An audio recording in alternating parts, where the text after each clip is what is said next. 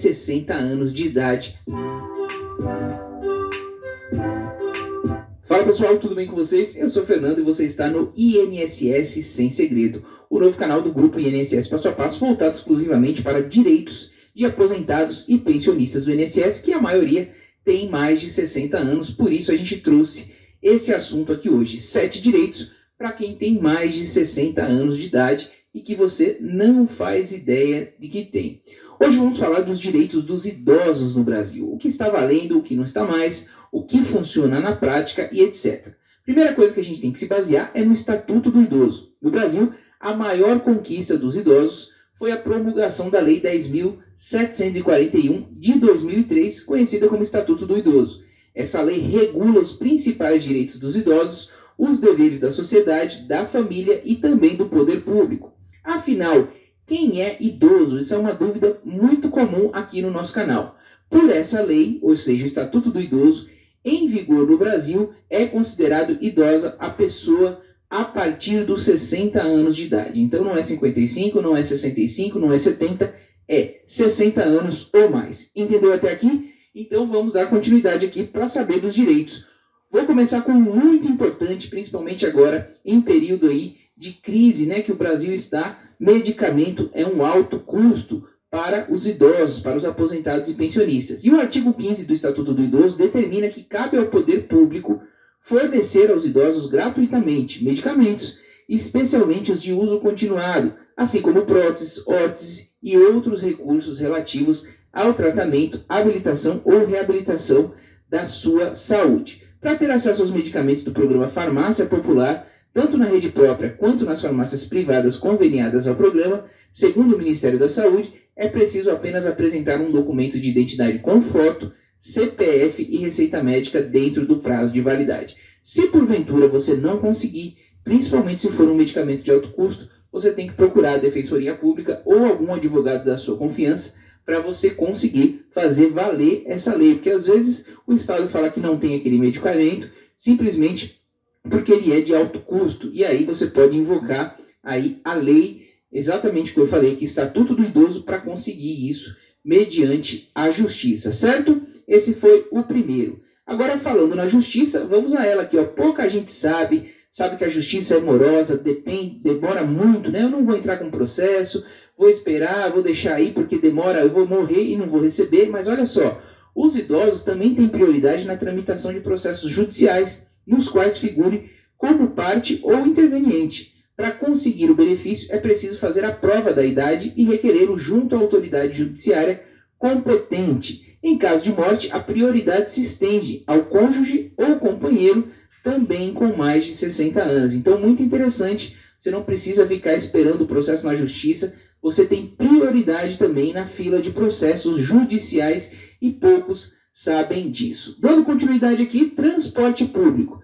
A gratuidade é assegurada pelo Estatuto do Idoso, mas há especificidades quanto à extensão do benefício nas legislações municipais. Assim, a idade mínima para entrar sem pagar pode variar entre 60 e 65 anos. Isso porque o Estatuto estabelece a obrigatoriedade só a partir dos 65 anos de idade e deixa a critério das administrações locais a decisão sobre incluir ou não os maiores de 60 anos. Recentemente a gente teve um caso com o prefeito de São Paulo, né, que extinguiu essa gratuidade que era a partir de 60 anos e seguiu o que está na lei geral, que é de 65 anos. Houve bastante protesto, a gente teve muita discussão, mas a prefeitura venceu e aí cortou dos 60 até os 64 anos, né, até completar 65 anos em São Paulo.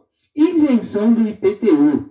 Os desdobramentos do Estatuto do Idoso, Lei Federal número 10471 de 2003, vem garantindo algumas isenções tributárias sim, tais como o do IPTU.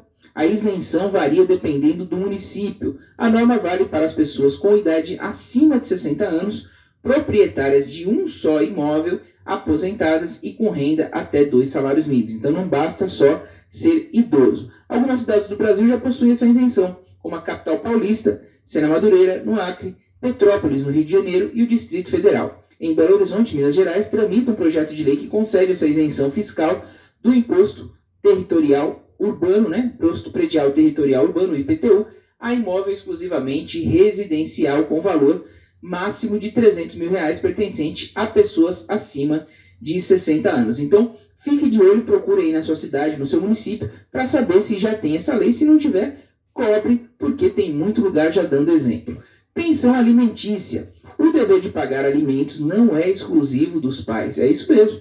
A obrigatoriedade de o filho pagar pensão para o seu ascendente também é prevista legalmente. De acordo com o artigo 12 do Estatuto do Idoso, aqueles que não tiverem condições de se sustentarem têm direito a receber pensão e a escolher de qual filho vai receber. É isso mesmo, que um às vezes não tem condição, outro tem e não quer dar, e aí tem como escolher sim. O não pagamento pode resultar na prisão do inadimplente. O Código Civil e a Constituição apoiam essa medida, ou seja, eles garantem a fundamentação legal para exigir essa medida. E caso os filhos não tenham condições financeiras de pagar, o idoso pode pleitear o benefício assistencial, cujo valor é de um salário mínimo mensal ao cidadão com 65 anos ou mais que não possua renda suficiente para manter-se ou a si mesmo ou a sua família, conforme os critérios definidos pela legislação. É o famoso BPC Loas Idoso, que eu vou deixar um vídeo completo agora no final para vocês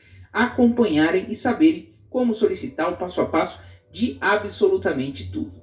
Assistência à saúde. O poder público deve fornecer gratuitamente medicamentos aos idosos, especialmente em relação aos de uso continuado, como as próteses. Os idosos também têm direito a atendimento preferencial no Sistema Único de Saúde.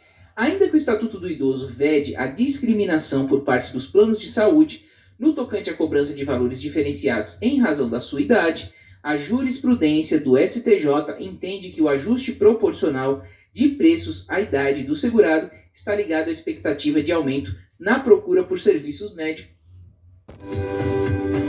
Isso quer dizer o quê? Traduzindo para vocês, que quanto mais idosa a pessoa fica, teoricamente, ela vai procurar mais um médico, gerando um custo maior para os planos de saúde. E aí o STJ autorizou o aumento proporcional à idade da pessoa. O que não se pode fazer, segundo o STJ, é tornar o valor da mensalidade tão elevado de modo a inviabilizar a aquisição do plano pelo idoso. Eu entendo hoje que a maioria dos idosos, aposentados e pensionistas ganham um salário mínimo e meio, e um plano de saúde não custa menos que R$1.000 aí, um plano de saúde de qualidade que minimamente vai poder te atender. Então, qualquer valor hoje está sendo inviável. Infelizmente, o STJ cedeu nessa parte e acabou inviabilizando totalmente esse artigo do Estatuto do Idoso. Vai fazer o quê, né? A politicagem foi a favor dos planos de saúde.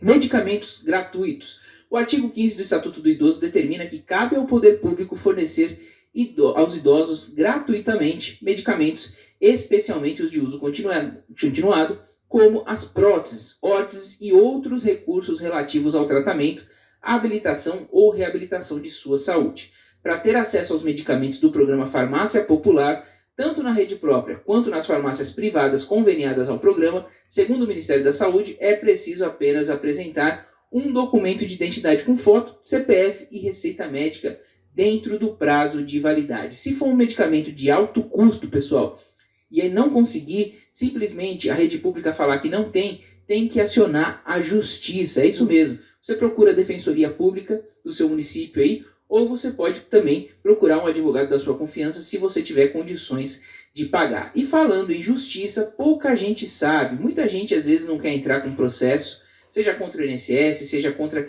quem for, porque fala, eu vou ficar o resto da vida esperando, não vou aguardar, eu nem vou entrar com esse processo porque não vai dar em nada, eu vou morrer e não vou ver. Mas os idosos também têm prioridade na tramitação de processos judiciais, nos quais figurem como parte ou interveniente.